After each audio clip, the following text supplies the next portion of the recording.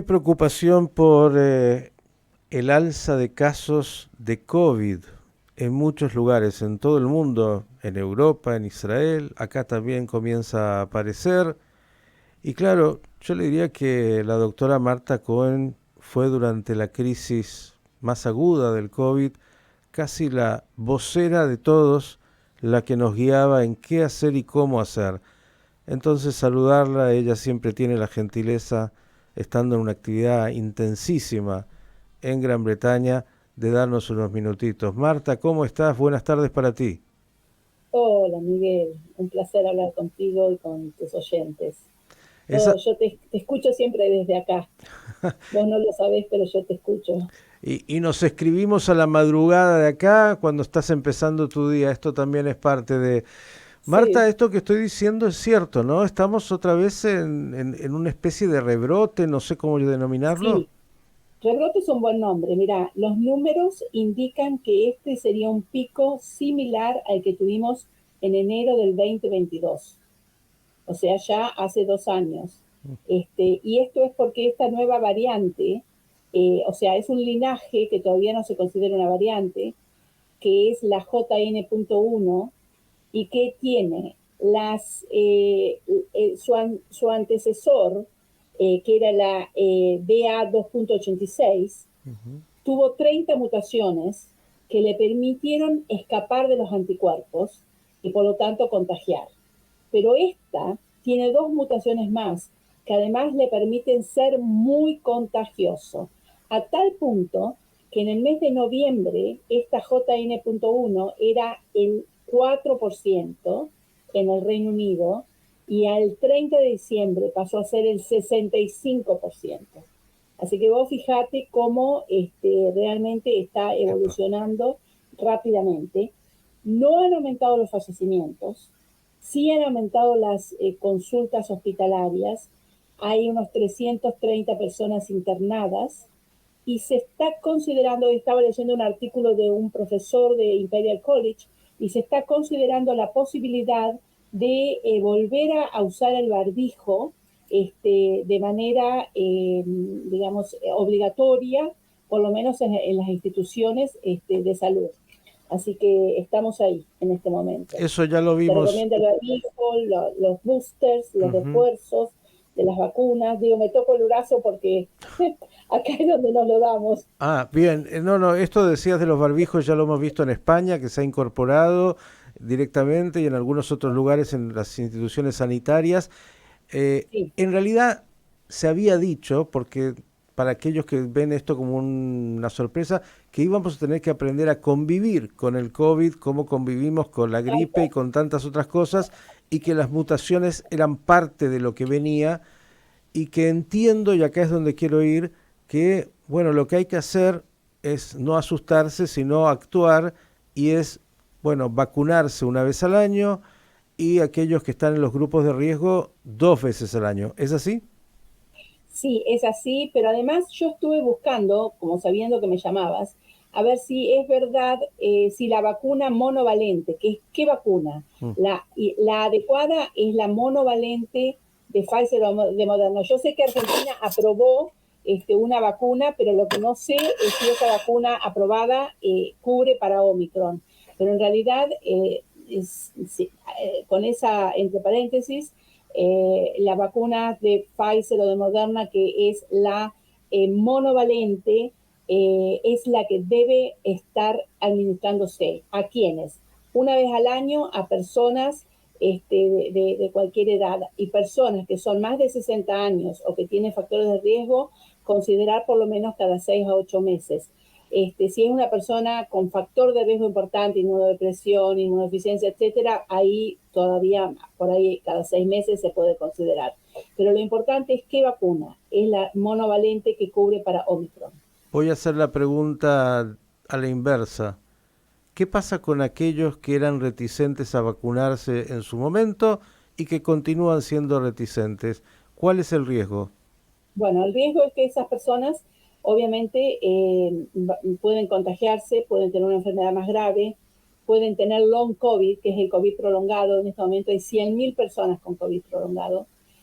pero además ayudan a que continúe la cadena de infección, porque este COVID ya hace 4 años que está con nosotros y está bien, estamos en el riesgo de que tenemos un virus muy contagioso que no produce más que un cuadro respiratorio superior en este momento, salvo que la persona sea una persona, bueno, de riesgo mayor, etcétera.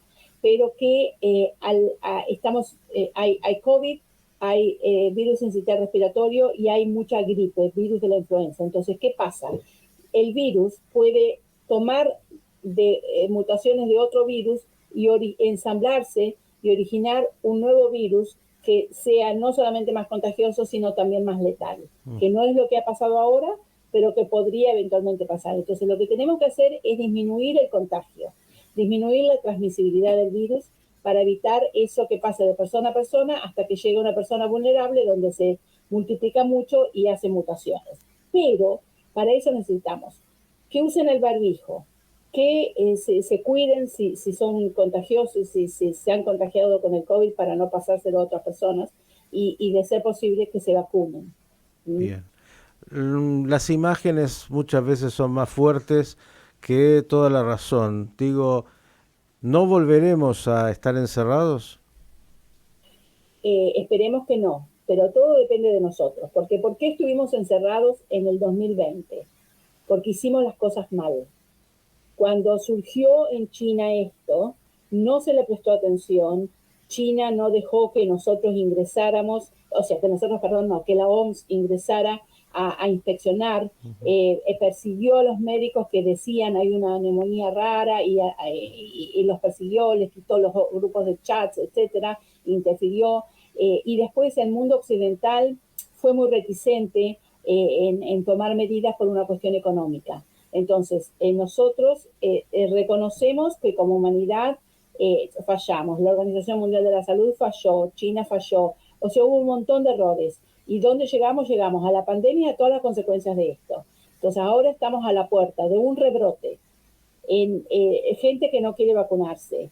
Yo estaba leyendo, por ejemplo, ¿qué pasa Argentina? ¿Tienen la monovalente? La verdad que no encontré ninguna página, porque la última página del Ministerio de Salud no estaba actualizada, así que no lo sé, pero sí encontré en Perú, y en Perú dice, estamos pidiéndole a Pfizer que en vez de mandarnos las vacunas bivalentes, nos mande las vacunas monovalentes.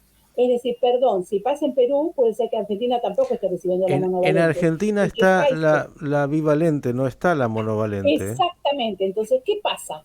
Volvemos a la inequidad de antes. Cuando al principio de la pandemia empezaron a surgir, cuando surgieron las vacunas estaban solamente en los países que habían pagado más por adelantado, empezando por Canadá, Estados Unidos, Australia, que habían pagado millones de dosis por adelantado. Ahora, ¿qué pasa? Está la monovalente, que es la que se está dando desde septiembre del 2023 aquí, y que es la única vacuna que hay que administrar, porque es la vacuna para Omicron. ¿Y qué están haciendo los laboratorios? Y esto lo pongo en potencial porque no lo sé, pero es lo que leo entre líneas leyéndole estas noticias de Perú, que le pide el gobierno al Ministerio de Salud de Perú, por favor manden la vacuna monovalente y no nos manden más la bivalente, que tienen millones compradas. Pfizer y Moderna obviamente quieren desprenderse de esas vacunas y a quienes se las mandan a los países emergentes. Acá he escuchado a algún colega tuyo diciendo que justamente es una gran cosa que tenemos la bivalente, que de alguna manera es mejor porque cubre todas las posibilidades y que también para Omicron. No, no. La bivalente es mejor que nada, pero en realidad cualquiera de las dos de bivalentes se hicieron para el linaje original de L de China en el principio del 2020. Hablemos de marzo, abril del 2020. Ahí, o febrero del 2020, ahí se empezó a trabajar con estas vacunas. El virus ha mutado muchísimo y Omicron fue un salto muy en la genómica del virus que hace que la bivalente debió ser actualizada. Esa actualización se aprobó en general a mediados del año pasado.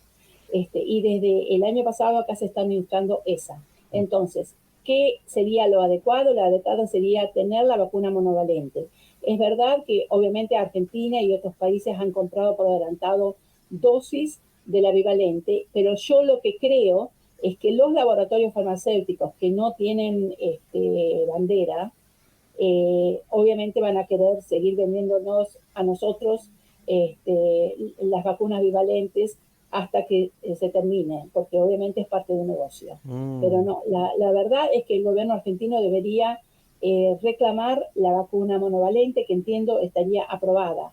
Me fui a las páginas de Moderna para decir que la ANMAT había aprobado la vacuna Moderna monovalente, pero en realidad no hay ninguna información como que esté siendo administrada. Qué importante lo que dijiste, porque bueno, hay que entender que acá detrás de todo esto, y increíble pero cierto, en la salud está el negocio de los laboratorios que quieren sacarse del stock, por decirlo así, todo lo que ya produjeron y después vamos a ver qué hacemos. Y quiero sobre esto lo último ir otra vez a algo que alguna vez planteaste y también hoy, que tiene que ver con, bueno, de alguna manera la irresponsabilidad global del negocio frente a la salud y donde muchas veces ahondaste sobre, bueno, podemos tener países donde hay inmunidad, donde de alguna manera se esté aplicando la vacuna correctamente, pero hay países enormes donde poblaciones no reciben nada y entonces ahí el virus sigue circulando, la situación es muy grave y no llegaremos a controlarlo. Creo que lo planteaste así alguna vez. Absolutamente. La inequidad y los nacionalismos hicieron que los gobiernos, cada uno trató de tener, proteger a sus ciudadanos. Entonces, primero yo y después el resto. Pero además, cuando se aprobó, y yo me acuerdo que alguna vez dije la noticia en mi Instagram muy contenta de que se habían aprobado los genéricos y que en Suiza se había firmado y que Argentina era uno de los 115 países que estaban en ese tratado de genéricos, ¿no? Que es para que los países más emergentes puedan producir esos genéricos, y los laboratorios le dijeron a los gobiernos no. Si ustedes autorizan que ese genérico se haga en otros lugares, nosotros sacamos las plantas farmacéuticas de este país. Y obviamente, viste, el dinero es lo que prima y los laboratorios farmacéuticos no tienen bandera, van a ir con el mejor postor.